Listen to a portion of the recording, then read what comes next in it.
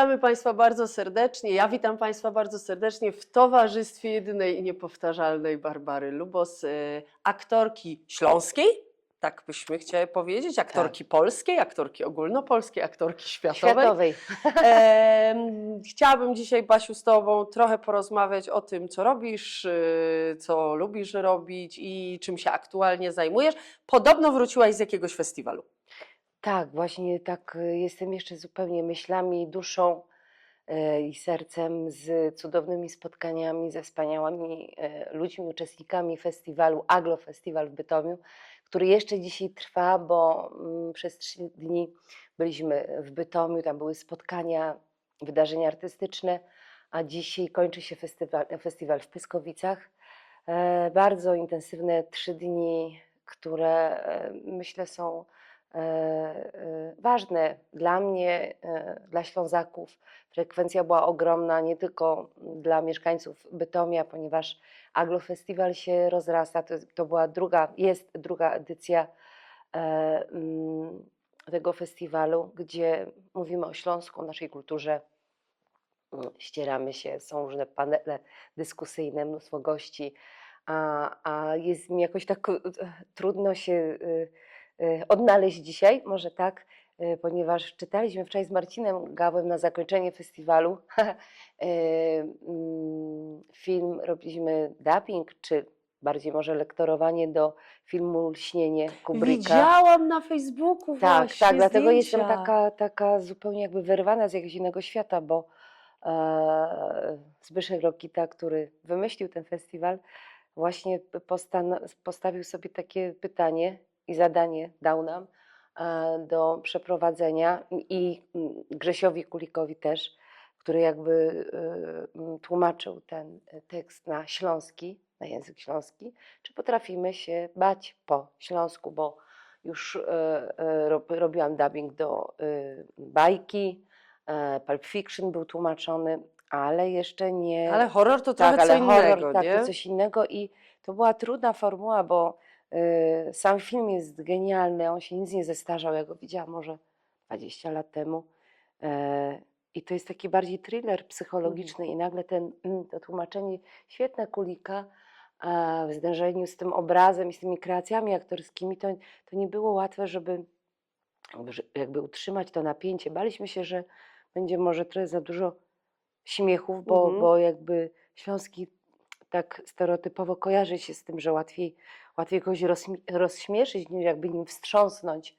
I to było naprawdę trudne i tak się jakoś zbieram po tej próbie, ale chyba się udało, bo rozumiem, że to jeszcze nie było przy publiczności, tak, tylko to było już było wczoraj, przy publiczności czytanie i publiczność. Tak, przy publiczności w sali kinowej Bytomskiego Domu Kultury.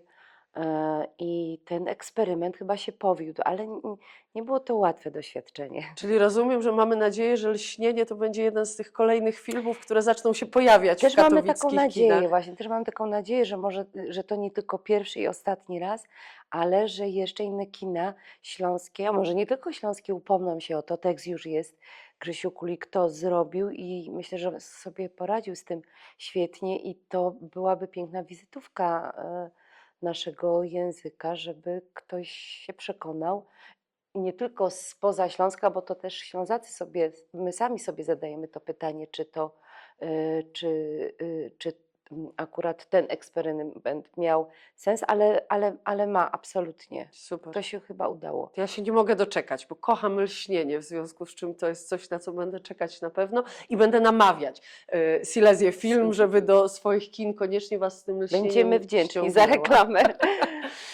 Basiu, trochę o teatrze, bo film i dubbing to jedno, ale teatr to drugie.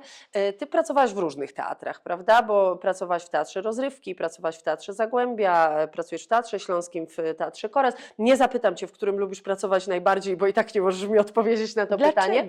Nie? Ale czy pracuje się różnie? Masz, nie wiem, gdzieś, gdzie wolisz grać to, ale gdzieś, gdzie wolisz grać co innego? Znaczy, Wiesz?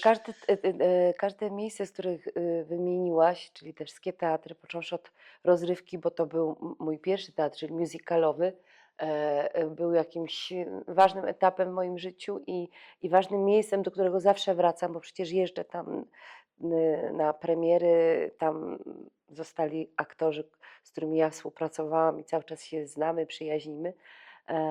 Więc rozrywka i musical to był ważny moment w moim życiu, który uzmysłowił mi to, że chcę jednak być w teatrze dramatycznym, dlatego jakby kolejny etap to Teatr Zagłębia na mojej drodze, który był no, bardzo ważnym momentem mojego życia, dla mojego rozwoju aktorskiego. Tam bardzo dużo grałam. To za pana dyrektora Adama Kopciuszewskiego, jego dyrektury byłam przeszło chyba 10 lat i naprawdę no, tam chyba nauczyłam się grać formą, bo bardzo miałam duży kontakt z repertuarem gombrowiczowskim i to było wspaniałe. Te role gombrowiczowskie dużo mi dały, w sensie jakby warsztatowym, ale nie tylko i ludzkim oczywiście również. No i potem przyszedł moment etapu Teatru Wyspiańskiego, w którym cały czas jestem i bardzo mnie to cieszy, bo to teatr ogromny, tyle scen, bogaty, szeroki repertuar, wspaniały zespół, dyrektor, pan Talarczyk, pozdrawiamy.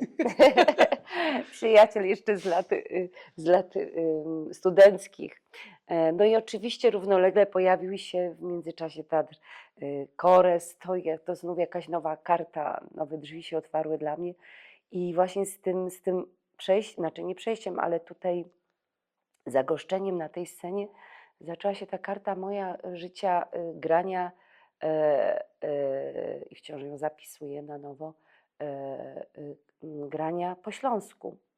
Wcześniej zdarzyło mi się tak zagranie Angelusa Lecha Majewskiego po śląsku i to było duże wyzwanie, ale to film. I tutaj nagle zmierzenie się z Nowym wyzwaniem. tak, z rolą Michci w tej śląskiej naszej rodzinie. Tu poznałam Grażynkę Bułkę, myśmy się w ogóle tutaj tak wszyscy popoznawali. No Izę Malik już znałam właśnie z wspomnianej wcześniej rozrywki, Teatru Rozrywki. Z Mirkiem to był mój pierwszy kontakt. Ja wcześniej chodziłam do tego teatru. Wcześniej, pamiętam, byłam na premierze Balladnika Cave'a. Zachwyciłam się tym przedstawieniem i wtedy jakby pierwszy raz poznałam Mirosława Nejnerta, też serdecznie pozdrawiam, drugiego Wszystkich mojego, panów dyrektorów mojego pozdrawiamy. drugiego pana dyrektora. I pamiętam, był casting i Robert mówi, przyjdź na ten casting, bo on już zrobił adaptację tekstu książki Janosza. No i tak się jakoś udało. Mnie przypadła ta rola grania w dublurze z wspaniałą aktorką Ewą Gryzgo, też z rozrywki. I więc nasza Michcia została podzielona na dwie dziewczyny, no bo to było wiele lat temu, to byłam jeszcze dziewczyną. I my z Ewunią no, stworzyłyśmy tą Michcię, taką double Michcia. Każda jest inna. Ewa zupełnie inaczej gra, ja również inaczej. To fajne doświadczenie i tak się dzielimy graniem tej postaci. Do dzisiaj nigdy nie było żadnego konfliktu między nami. To jest niebywałe, bo w dublurach i w świecie aktorskim to bywa różnie. Nigdy nie było tak, że musi być Dublur porówno. to rozumiem, przepraszam, taka sytuacja, w której dwie osoby grają Tak, tę samą postać, tę samą tak? postać, tak. Uczestniczyliśmy razem w próbach i potem cudownie jakoś podzieliłyśmy się premierami, spektaklami wyjazdowymi. Nigdy nie było żadnego jakiejś spiny, a ten podział był różny, bo w jednym miesiącu, nie wiem, Ewa gra więcej, w innym ja, ale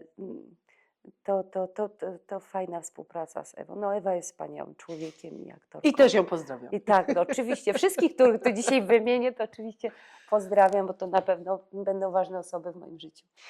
Basiu, a teraz w Teatrze Kores chyba najbardziej takie twoje na tapecie jest przedstawienie Kocham cię, proszę pana, prawda? Monodram reżyserowany przez Roberta Talarczyka. Tak. Grasz jeszcze to cały czas? Tak, prawda? Tak, no właśnie tym się zaczynał ten festiwal, Aglo Festiwal, właśnie Kocham cię, proszę pana, też na tej dużej sali w Beceku i to było wspaniałe, bo była pełna publiczność i chyba więcej było widzów z Bytomia, co mnie cieszy. Taki teatr wyjazdowy.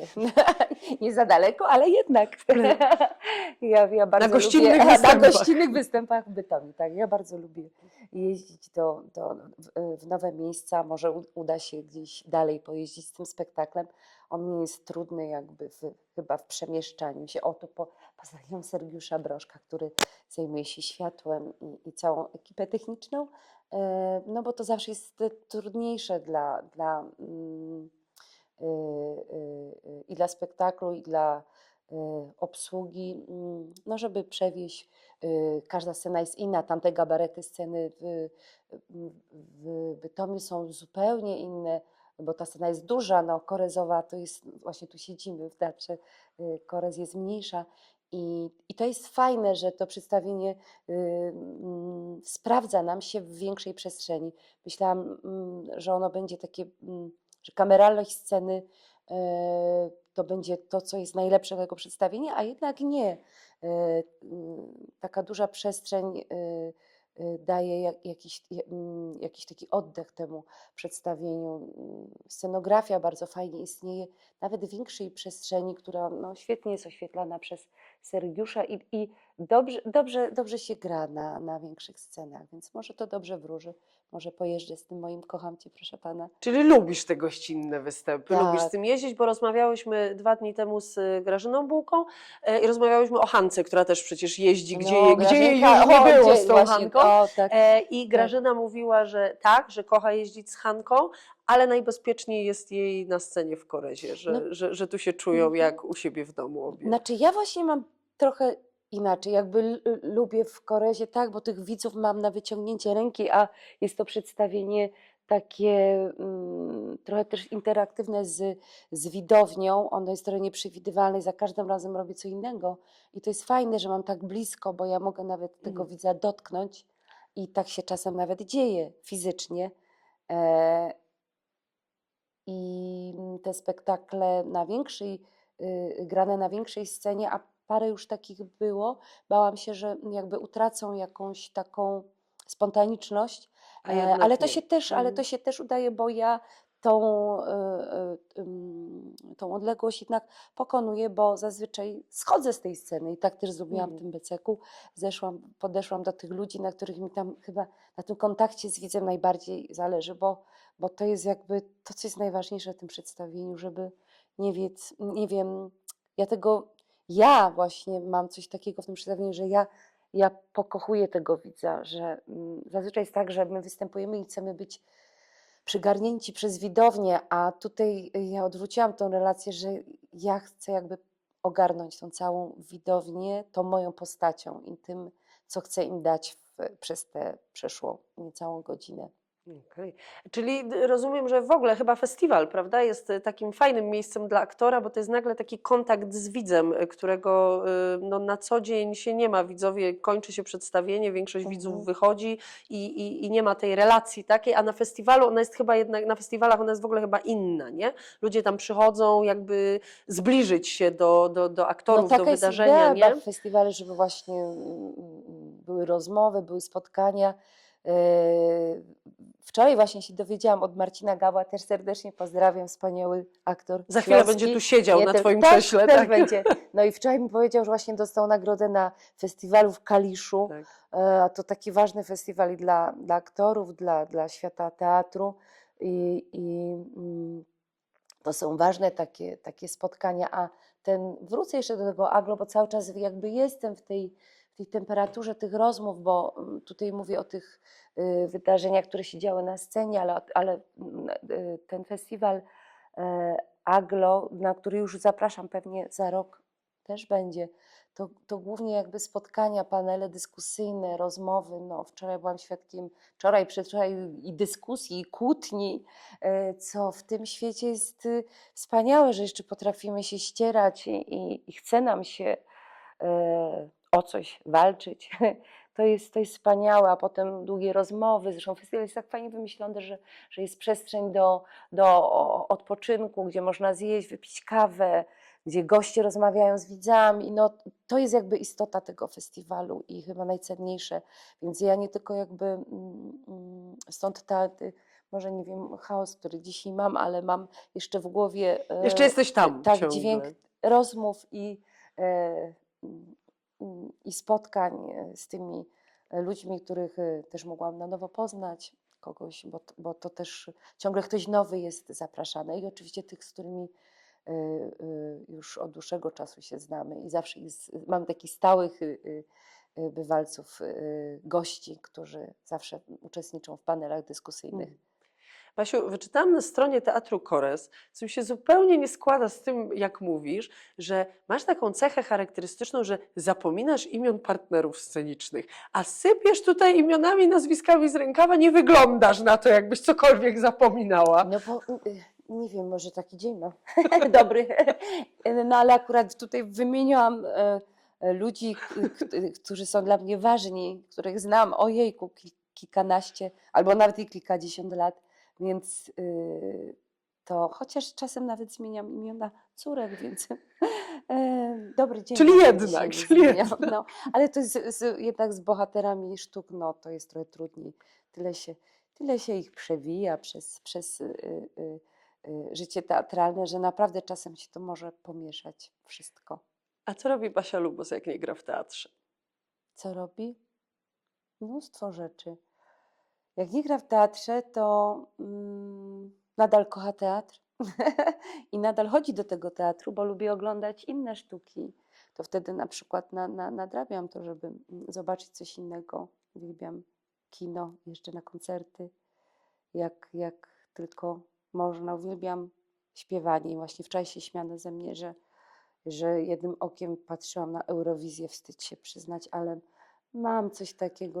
Ja to już chyba robię dla tradycji. To od dziecka zawsze tą Eurowizję oglądałam. To było takie okno na świat w dawnych, trudnych czasach. I jakoś tak mi zostało i widzę, jak ten świat się zmienia. Naprawdę, mogłabym chyba jakąś pracę napisać, jak się Europa zmienia. Tak, na podstawie Eurowizji można by napisać tak, opowieść. Wielowątkową pracę napisać o tym, jak my się zmieniamy, jak ludzie, jak to Jak długą głosowanie. drogę przeszła Europa, nie? W jaką stronę w ogóle poszła, No właśnie, w jaką nie? stronę poszła, to jest no, z niejednej strony dosyć niepokojące. Nie będę jakby tutaj tego rozwijała, ale gdzieś tam musiałam się wtłumaczyć, że co ty Eurowizję oglądasz, taki badziewny festiwal, no bo on się składa z kiczu, ale jeśli się przyjmie tą konwencję, to nie wiem, ja uwielbiam, jak ludzie śpiewają. Ja uwielbiam po prostu. Bo sama śpiewasz. Sama śpiewam, ale no nie śpiewam tak, jakbym chciała. No, to jest. No podziwiam ludzi, którzy potrafią pięknie śpiewać. Mnie zawsze śpiew zachwyca i to każdy gatunek muzyki, właśnie od muzykalu, w którym ja się na przykład zupełnie nie odnalazłam, ale dla siebie ja lubię oglądać, słuchać przez każdy chyba rodzaj muzyki, od poważnej przez rock do techno, popu. Teraz myślę o mojej córce właśnie, jaki ona gatunek, do jakiej muzyki zakwalifikować Justynkę, to jest jakiś taki pop chyba. Boże, Justyna mnie zabije, jak to się teraz mówię. No ale uwielbiam. Mama, co ty? Nie, mama, co ty mówisz? Nie wiem, bo Justynka teraz jest na jakimś takim etapie poszukiwań nowych, więc w sumie nie wiem, w którą stronę się Ile ma lat? uda. Proszę? Ile ma lat? Justyna będzie miała 29. Okay. Czyli taki już totalne wejście w dorosłość w końcu. No tak, już taki, śpiewa od chyba 15 roku życia, więc już jakąś taką drogę długą przeszła, no ale cały czas, jak to wszyscy artyści, szukamy jakiejś swojej drogi, swojej tożsamości, więc ona pewnie też poszukuje jakichś nowych inspiracji, dlatego nie umiem gdzieś teraz jej umieścić. Włożyć. Tak. Ale to może dobrze, nie? Nie, na artysta, pewno, którego się da włożyć w szufladkę i zamknąć, to pewnie też niedobrze, tak, nie? Tak. A powiedziałaś też, że oglądasz filmy. 3 ulubione filmy? Ojejku, 3 ulubione. Lśnienie Kubricka. Nie, chociaż to jest arcydzieło. To jest, właśnie wczoraj z widownią mówiliśmy, ten film się nic nie zestarzał. Że nie wiem, on miał premierę bardzo dawno temu i to jest coś, z czego widzę, że wielu reżyserów czerpie. Tam są tak genialne sceny i ja je na nowo jakby odkryłam, więc to jest absolutne arcydzieło. Jaki film? No, moja ukochana La Strada. w ogóle Fellini cały, no. Widziałabym cię u Felliniego. No właśnie dlatego sobie tak wymyśliłam, że w tym monodramie jest taka chwila, oczywiście to ma zupełnie inny wymiar i znaczenie, wprowadzenie przez chwilę Giulietty Massiny do mojego życia w tymże monodramie. Zapraszam Państwa do zobaczenia, na czym polega uruchomienie tej postaci w tym przedstawieniu, ale to jeden chyba z najpiękniejszych filmów i takich moich ważnych. No to jeszcze trzeci. No nie wiem, może Persona, Bergmana. Ja lubię takie ciężkie kino, ale też Kurosawy filmy, Boże, wspaniałe. Teraz jakoś tak, nie wiem, dzisiaj tak... Czyli starsza dzisiaj, klasyka jednak. Oczywiście, no i chyba wszystkie filmy Chaplina. O, na przykład Chaplin. Światła, rampy, Światła Wielkiego Miasta, Brzdący, no wszystkie. Ja się wychowałam na tym kinie. Ja w ogóle się wychowałam też na Flip i Flap, Buster Keaton, to jest Harold Lloyd. Ja, no, kino nieme, to były Ciekawe, te jakby ktoś pierwsze. kazał zgadywać, to nie wiem, czy bym właśnie ciebie umiejscowiła w takim kinie, ale jak to mówisz, to pasuje. To Tak? coś, tak, to się wydaje, że, Ja mam że wrażenie, tak, że to jest naturalne że zupełnie. coś z jakiejś takiej wrażliwości. Ja w ogóle taka jestem ruchowa i jak mam drugi fakultet ukończony pantomimiczny, więc ja ten ruch sceniczny, w ogóle dla mnie ruch jest bardzo ważny. Gdzieś to, że mam tą drugą specjalizację, mi bardzo pomogło w moim zawodzie. Właśnie to poruszanie się i zrozumienie ciała, wykorzystanie tego ciała, plastyka ciała, którą gdzieś miałam, a mogłam ją pogłębić na tym drugim wydziale pantomimicznym. Zresztą we Wrocławiu pod okiem najwspanialszych przecież się rozwijałam, bo przecież pantomima Tomaszewskiego, teatr pantomimy Tomaszewskiego i miałam kontakt z tymi artystami, to na pewno mi bardzo dużo dało. A powiedz, bo ty zagraś w dużej ilości filmów, tych ról na twoim koncie jest dosyć sporo. Masz jakiś ulubiony film, w którym byłaś, obojętnie czy w dużej roli, czy w mniejszej? Czy dużo, to pewnie nie, no powinno być trochę więcej, jest. ale gdzieś tam jakoś, nie wiem, nigdy nie zabiegałam o to, bo to się powinno jeździć na castingi, to jednak mamy trochę daleko do Warszawy i trzeba to pielęgnować, a ja jednak zupełnie poświęciłam się teatrowi, chociaż film to coś bardzo pięknego, no to jest zupełnie inny rodzaj grania. Ale wolisz teatr chyba, co? Na Czy pewno nie? wolę teatr, na pewno, bo nie wiem, mnie jakoś fizycznie męczą plany. Ja nie wiem, to czekanie na to ujęcie i wychodzisz, i jakiś rodzaj skupienia trzeba mieć taki, który chyba o którym mi trudniej jakby wywołać, czy go pielęgnować, no bo to jest ciągła mobilizacja, chwila, znów czekanie. To jest jakby inny tryb pracy i chyba jestem inaczej skonstruowana. Ja uwielbiam proces prób. On dla mnie, im dłuższy jest, tym lepszy. Mnie to w ogóle nie męczy. I potem jakby granie postaci w teatrze, gdzie ja nad taką postacią jakby cały czas pracuję. Na przykład premiera nie jest dla mnie w ogóle etapem końcowym. Dla mnie fascynujące jest to, że nie wiem, po 10 latach ja coś gram zupełnie inaczej. I to mnie na przykład bardzo interesuje, bawi cały czas. I skupiam się na tym, i mnie to nie męczy. Może też nie mam takiego po prostu dużego doświadczenia w tym filmie, ale jeśli, no to miałabym coś przywołać, no to ogromnym doświadczeniem i tutaj na pewno najwięcej się nauczyłam, no, grając postaci Ewy w filmie Ewy Ingmara Glista i Adama Sikory.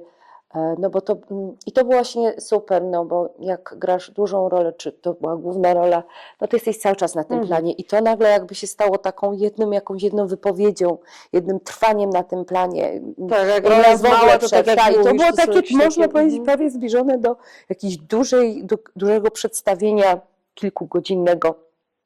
Wtedy musisz być cały czas skupiona, ale jakby ta twoja postać rozwija się w tym czasie i nie prywatniejesz ani na chwilę. I to jest taki maraton jakiś.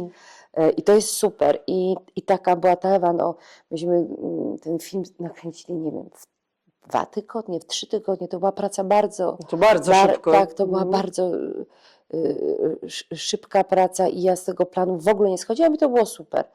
Oczywiście to pewnie ja kupione jakimś takim zdrowiem, wszystkim chyba psychicznym, bo ta moja postać była i ten świat, w którym była, No to jest był ciężki. trudny Mhm. i to był taki psychologiczny film, ale cudowne doświadczenie, które właśnie nie na ilość, a na jakość. Nie trzeba dużo zagrać, żeby się nauczyć, tak mi się wydaje. Ja się dużo nauczyłam przy tej pracy. Tak, a jest to ewidentnie też taki film, który gdzieś tam w tym kanonie opowiadania o Śląsku pozostał. Jeśli się wymienia filmy, które Tak, właśnie jest gdzieś tego znaczący i co Śląska chwilę dotykają, to on ktoś- tam zawsze jest na Tak, tej i- liście, nie? Tak, i co chwilę słyszę, że gdzieś jest na tych różnych, ja nie mam tych wszystkich kanałów, tych telewizji, ale wiem, że co chwilę gdzieś tam, czy na TVP Kultura, był taki moment, że on może tak nawet nie zaistniał w kinie, jak nie miał takiego, znaczy myśmy dużo jeździli po premierze tego filmu, ale on ma takie swoje przedłużone życie na lata. Co chwilę gdzieś jest przypominany, pokazywany i ta Ewa się wpisała w jakiś taki ten film, Ewa kanon filmu nie tylko o Śląsku, ale w ogóle jakiegoś takiego psychologicznego kina. No Adam Sikora kocha takie filmy i robi takie filmy. I potrafi robić Tak, i takie potrafi filmy. robić, tak. To jeszcze ostatnie pytanie Ci zadam. Czy jest takie pytanie, zadam je też Agnieszce Radzikowskiej, czy jest takie pytanie, na które zawsze chciałaś odpowiedzieć, a nikt Ci go nigdy nie zadał? O, no właśnie, nikt mi takiego pytania nie zadał, na które bym chciała. Zawsze chciałaś coś powiedzieć, a nikt nigdy nie zapytał. Nie, bo ja zazwyczaj mam tak, że nie chcę za dużo jakby mówić o sobie. To i tak wychodzi, bo przecież cały czas opowiadamy o sobie. Byciem na scenie, byciem właśnie pomiędzy, kiedy jesteśmy z ludźmi. No ja przepraszam, że jestem tak, cały czas łączę to dzisiejsze Twoje spotkanie, nasze spotkanie bo widzisz, jesteś kolejną osobą piękną, wspaniałą, którą mam przyjemność spotkać na mojej drodze i to jest cudowne, że ten zawód daje mi te możliwości, że ciągle kogoś poznaję. Ludzie mi tak bardzo dużo dają, ta energia ludzka chyba jest najważniejsza. Znaczy, widzisz, no, nie mówię o pytaniu, ale odpowiadam Ci na pytanie, odpowiadasz na pytanie. które nie zostało postawione, ale odpowiedzią chyba wskazuje, jakie by to mogło być pytanie. Super. Basiu, bardzo Ci dziękuję za rozmowę. Puszczam Cię do tego, żebyś mogła ochłonąć po tych festiwalowych Troszkę przeżyciach. odpocząć. Tak, bardzo dziękujemy, pozdrawiamy Dziękuję, Państwa pozdrawiamy. i do zobaczenia.